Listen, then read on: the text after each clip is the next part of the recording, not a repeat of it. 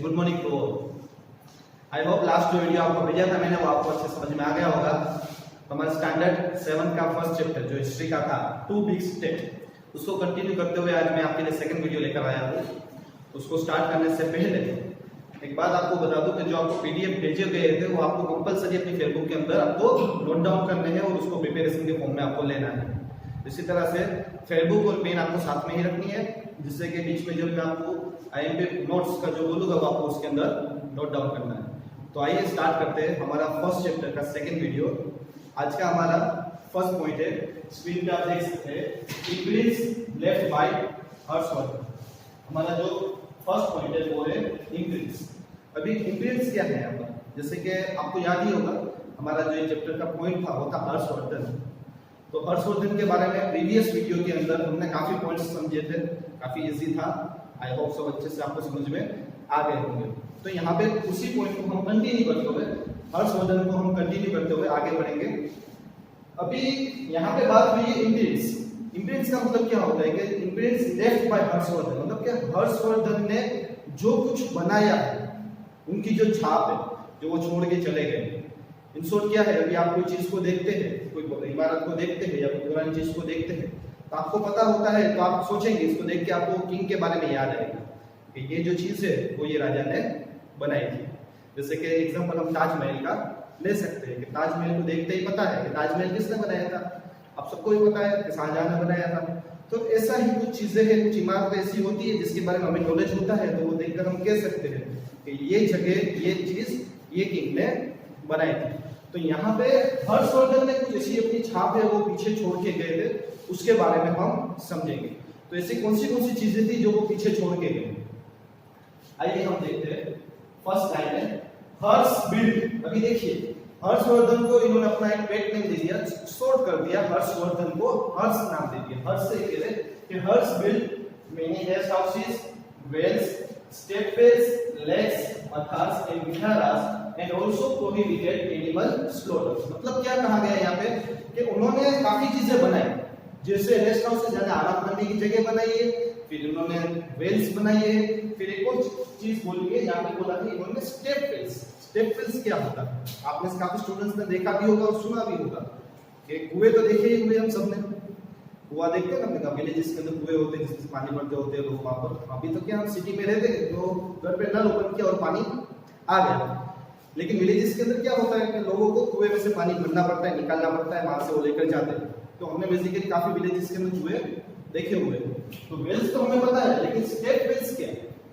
Step Wales कितने common है कि आपको कहीं नहीं बाड़ी के अंदर मिल जाएगा देखने, कहीं भी आपको इजीली अवेलेबल हो जाएगा, लेकिन स्टेप वेल्स वो इजीली हर जगह देखने नहीं मिलते। तो स्टेप वेल्स क्या होते हैं, तो कुएं ही होते हैं, लेकिन कैसे कुएं जिसके अंदर स्टेप होती है, सीढ़ी होती है अंदर उतरने के लिए, उसको स्टेप वेल्स कहते हैं। अगर आपने नहीं देखा है और अगर आपको देखना है तो अपने नजदीक का ही एग्जांपल आपको मैं लेके दे रहा हूँ कि जूनागढ़ है, जूनागढ़ के अंदर आप ऊपरकोट ले सकते हैं। ऊपरकोट के अंदर एक स्टेप वेल, और अगर वहां भी नहीं जाना तो सबसे नजदीक हमारे ही टाउन के आसपास का एक जगह है, गेबनसा दरिया का नाम आपने सुना है, यहीं से कुछ अराउंड 3 किलोमीटर जैसा रहेगा। गेबनसा दरिया पर एक मजार है, एक दरगाह है, दरगाह के बिल्कुल ऑपोजिट सामने की तरफ एक स्टेप वेल, अभी भी शायद ओपन ही होगी, वो काफी टाइम से मैंने नहीं देखी है, लेकिन वहां पे भी एक स्टेप वेल अवेलेबल है, तो आप वहां भी देख सकते हैं। और ऊपरकोट तो सब जाते ही, ऊपरकोट के अंदर जो गए उन्होंने वहां पे भी स्टेप वेल देखी होगी, वहां पे भी वो बहुत बड़ा कुआं है, आप वहां पे जाके भी स्टेप वेल देख सकते हैं। उसके बाद उन्होंने कहा है लेक्स, मथार्स एंड विहारास। अभी मथार्स एंड विहारास क्या होता है, तो आपने जो पुरानी जो बिल्डिंग्स है, पुरानी इमारतें होती है उसके अंदर आपने ऐसे डोम शेप में देखा हुआ होगा, ऐसे शेप होगा, सी के उंडा यू के आकार का शेप, सी हम बोल सकते हैं। फिर पुरानी जो बिल्डिंग जैसा ये लोग बनाते स्ट्रक्चर होता है, अपने एक तरह से पुरानी इमारतें भी कह सकते हैं। इसके अलावा यहाँ पे आप बात करते हैं प्रोहिबिटेड एनिमल स्लॉटर, मतलब क्या है, जानवरों को मारने का, शिकार जो करते हैं उसके ऊपर भी इन्होंने पाबंदी लगा दी कि ये चीज भी यहाँ पे नहीं करनी है। तो ये कुछ चीजें हैं जिसके ऊपर हम हर्षवर्धन को याद कर सकते हैं, ये वो छोड़ के गए। आगे देखेंगे एवरी ईयर, यानी कि हर साल, एवरी ईयर बात हो रही है, he organized a Buddhist religious meet and every 5 years he would organize a huge religious congregation at Praya। अभी क्या होता है, हर साल ये एक बुद्धिस्ट रिलीजियस मीट करते हैं, ये हर साल वो एक डेली करते हैं, लेकिन एक खास चीज है जो वो एवरी 5 इयर्स, हर 5 साल में एक बार करते हैं। क्या करते हैं वो 5 साल में? वो एक बहुत बड़ी रिलीजियस मीट ऑर्गेनाइज करते हैं। कहां पर ऑर्गेनाइज करते हैं? यहाँ पे आप देख सकते हैं लिखा हुआ है प्रयाग। प्रयाग के अंदर वो, प्रयाग की जगह के ऊपर वो हजारों लोगों को इकट्ठा करते हैं। हजारों लोग वहां पे इकट्ठा होते हैं एवरी 5 इयर्स। फिर वहां पे क्या होता है? Then he would donate generously till his entire treasury was empty and would even give away the ornaments he would be wearing at the time. अभी एक खास बात देखिए, हर साल मीटिंग करते हैं, सबको इकट्ठा करते हैं, बुद्धिस्ट रिलीजियस मीट होती है। फिर हर 5 साल में, एवरी 5 इयर्स के अंदर वो एक ऐसी मीटिंग करते हैं जिसके अंदर वो डोनेट करते थे। क्या डोनेट करते थे? क्योंकि इंटायर ट्रेजरी, ट्रेजरी वर्ड आपको पता है क्या बोले ट्रेजरी है? हाँ, जिसको पता है उनको आइडिया आ गया। बेसिकली खजाना, हम जिसको बोलते हैं ना खजाना। अभी राजा है, आपको पता है, टीवी में हम देखते हैं, कार्टून्स के अंदर भी देखते हैं कि राजा होता है तो राजा का एक रूम होता है, पूरा पैसों से भरा हुआ, खजाना, सोना चांदी सब हर चीज होता है, तो उसको हम बोलेंगे ट्रेजरी रूम, खजाना से भरा हुआ। देखा हुआ होगा टीवी में, रियल में तो नहीं देखा है हमने किसी ने, बट टीवी में हमने जरूर देखा। तो इनका जो ट्रेजरी रूम है, खजाने का जो रूम है, वो हर 5 साल में वो पूरा खाली करते थे। किस पे खाली करते थे? जो लोग, जो उस मीटिंग में जो लोग आते हैं, वो लोग को वो डोनेट करते थे, दान करते थे। ये तो ठीक कि वो पूरा दे देते, लेकिन उसके साथ उन्होंने अपने राजा को देखा, रियल में तो हमने नहीं देखा, लेकिन टीवी में हम देखते हैं उनके कपड़े, और कपड़ों के ऊपर आप देखते हैं कि काफी ज्वेलरीज होती है। उनके गले में कुछ हार होते हैं, हाथ में हर एक उंगली के अंदर अंगूठी होती है, फिर या कलाई में कुछ होता है, यहाँ कुछ होता है, मतलब पूरा सज धज के बैठे हुए होते हैं। तो ये कैसे थे कि ये जो पूरा खजाना खाली कर देते, जब वो बांट देते, डोनेट कर देते, उसके बाद उन्होंने जो पहना है वो भी वो गरीबों में दे देते, उन लोगों को बांट देते, वो भी दान कर देते। यहाँ तक क्या वो इतना दानवीर, हम बोल सकते हैं कितने बड़े दानवीर थे। अभी ये पैराग्राफ के अंदर डाउट क्रिएट हो रहा है, मुझे भी हो रहा है, आपको भी हो रहा है कि एवरी 5 इयर्स जब ये सब कुछ दान करते थे, मतलब पहले 5 साल हो गए, अभी इन्हें दान कर दिया, तो अगले 5 साल बाद कैसे दान करते होंगे? डाउट आ रहा है? यस, आ रहा होगा आपके दिमाग में कि एवरी 5 इयर्स सर बोल रहे हैं, वहां पे भी लिखा हुआ है एवरी 5 इयर्स, तो 5 साल के अंदर वो डोनेट एक बार कर सकते हैं ना, बार बार थोड़ी कर सकते हैं। नहीं, बार बार भी कर सकते हैं। कैसे? समझिए, मैं आपको अभी का एक एग्जांपल और उसका एक एग्जांपल लेके समझा रहा हूं। अभी हम जो कमाते हैं, आपके पेरेंट्स जो कमाते हैं, वो गवर्नमेंट को टैक्स पे करते हैं। तो गवर्नमेंट की इनकम है, बेसिकली इनकम कहां से आती है? वो टैक्सेस पे से आती है। हम जो कमाते हैं उसमें से हम गवर्नमेंट को टैक्स देते हैं, जिससे उनके पास पैसा आता है। यही सिस्टम उस साल में भी उस तरह भी चलती थी। राजाओं का जब टाइम था, किंगडम थे, तो उस टाइम में जो प्रजा थी वो राजा को टैक्स पे करती थी, वही उनकी इनकम थी। तो प्रजा के पास से जो टैक्स का पैसा आता वो उनके खजाने में जमा होता। इतनी बड़ी प्रजा है, इन्होंने कितने किंगडम जीते। फर्स्ट वीडियो में हमने देखा था ना, बहुत से किंगडम के ऊपर इनका कब्जा है। तो इतनी बड़ी प्रजा का जो खजाना आता है उसको ये जमा करते, एक रूम में रखते, तो ट्रेजरी रूम बन गया। तो अभी 5 साल में अगर मैंने सब दे दिया, तो फिर से 5 साल के अंदर फिर से खजाना हो गया, फिर से सबका टैक्स आया, जमा हो गया।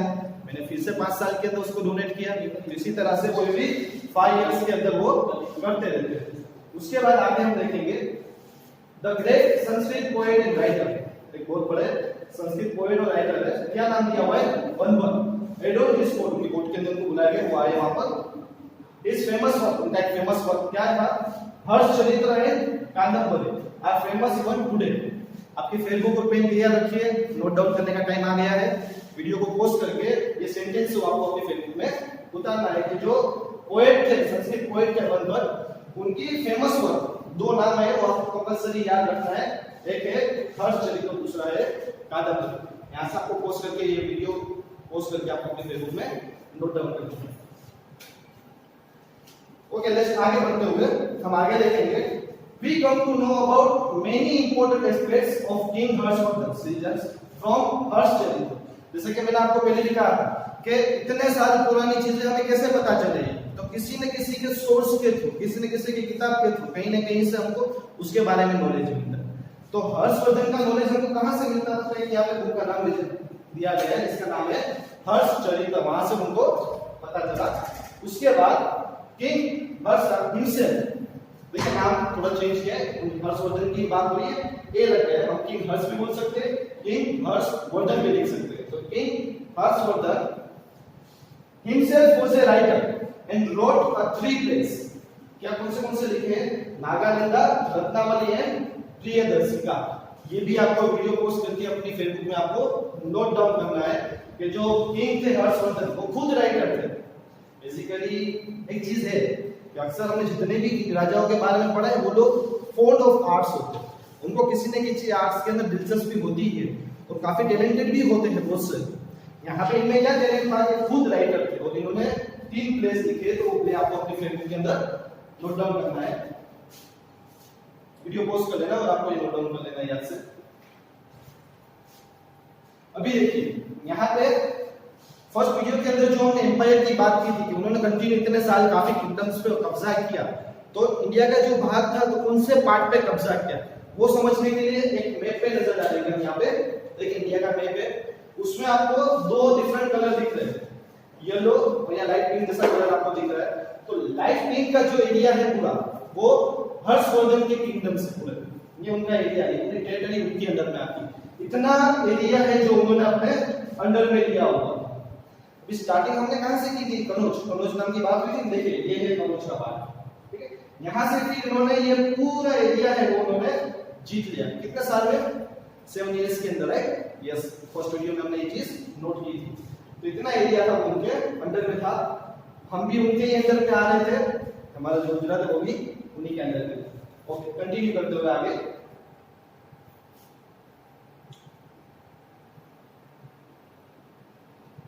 अभी यहाँ पे एक बात हो रही है एम्परर हर्षवर्धन एम्पायर। देखिए हर्षवर्धन एम्पायर, मैंने आपको एम्पायर किसको बोलेंगे? फर्स्ट कीजिए कि आप मंगोल के राजा, बस हम सब अलग अलग एक एरिया दे दो सबको, आप मंगोल के राजा हो। तो जो मंगोल है वो मंगोल आपका क्या हुआ? वो हुआ एम्पायर। तो यहाँ पे हम हर्षवर्धन के एम्पायर की बात कर रहे हैं, उनका एम्पायर क्या है उनके बारे में बात करेंगे। तो उस पहले जो मैप में आपने देख लिया वो कवर हो गया, उसके अलावा इन्होंने वो क्या क्या किया है उसके ऊपर एक पूरी नजर डालते हुए हम देखेंगे। यहाँ पे एक नाम दिया हुआ है नालंदा यूनिवर्सिटी। वैसे आई होप के स्टूडेंट ने ये नाम सुना होगा, नहीं सुना है तो आज आपको पता चल जाएगा कि नालंदा यूनिवर्सिटी क्या है।